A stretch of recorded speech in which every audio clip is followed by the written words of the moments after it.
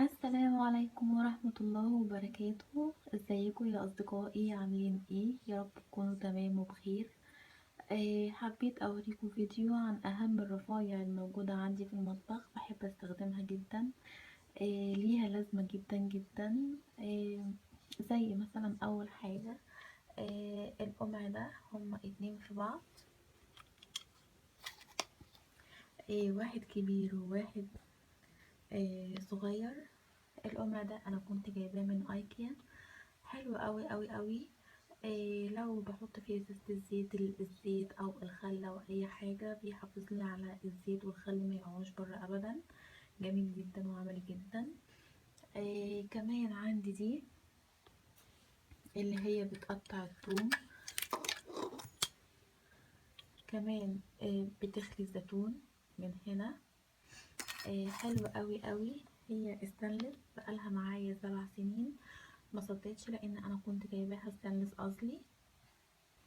كمان في السكينة المشرشرة دي، السكينة دي أنا بقطع بيها مخللات الجزر، أو بقطع جزر لفت، أو كمان بقطع بيها البطاطس قبل ما أحمرها، بتديها شكل جميل جدا جدا جدا. كمان ممكن أعمل بيها أشكال على المخبوزات بالشرشرة بتاعتها دي. كمان في السكينة الخشب دي، السكينة دي أنا بستخدمها في تقطيع كنافة، تقطيع كيكة، تقطيع بسبوسة، أي حاجة بتتعمل في صواني جرانيت أو سيراميك أنا بقطع، أو تيفال حتى بقطعها بالسكينة دي علشان نحافظ على الصينية نفسها. طبعا قواعد السخن، الحاجات السخنة دي احنا طبعا كلنا ما بنستغناش عنها. هما 3. بطلع عليها طبعا صواني البايركس، او اي حاجة ممكن، او فخار، اي حاجة ممكن تتعرض ان هي تتكسر لو سخنة قوي طالعة من الفرن.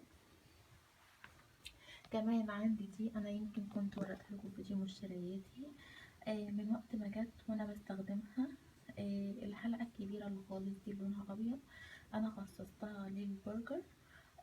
لما اكون بعمل برجر، بقسم بيها البرجر عشان يدي شكل دايرة مظبوط.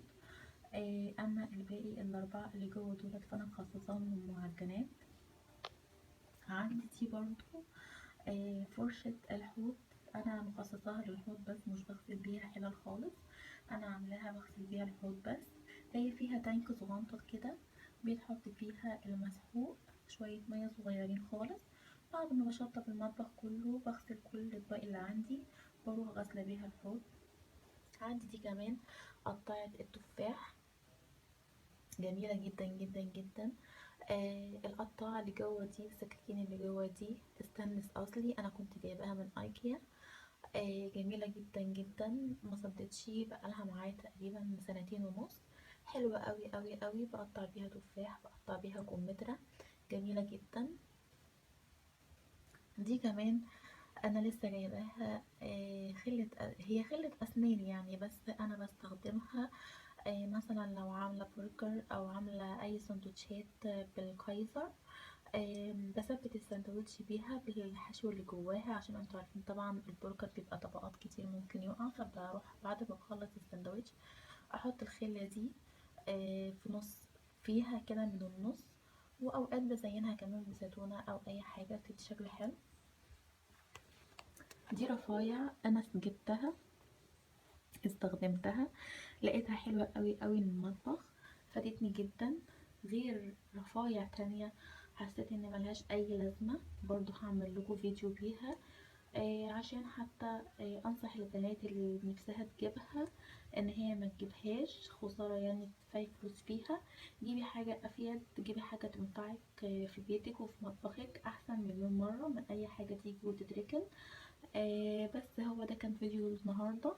يا رب الفيديو بتاعي يعجبكم، ولو عجبكم ما تنسوش تعملوا لي لايك وكومنت وسبسكرايب، وتفعلوا الجرس علشان يوصلكوا كل جديد. وميرسي لكم جدا، باي باي.